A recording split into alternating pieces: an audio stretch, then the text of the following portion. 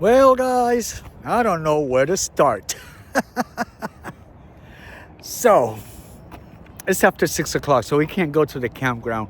But General RV has hooked us up in their parking lot.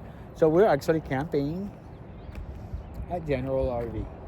And I think that's really cool of them to have done this for us. So, you guys want to hear the scoop on the slide? Yes, you're going to love this. So, we get here.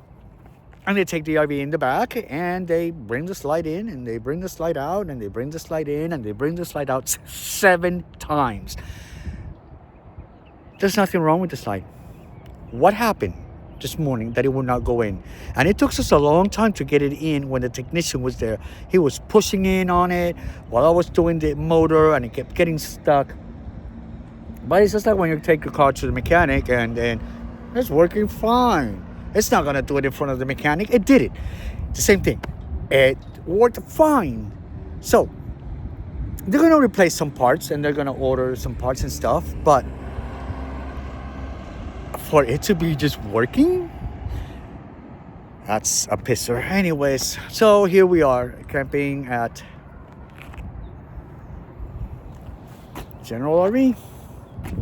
All right, guys, that's the update.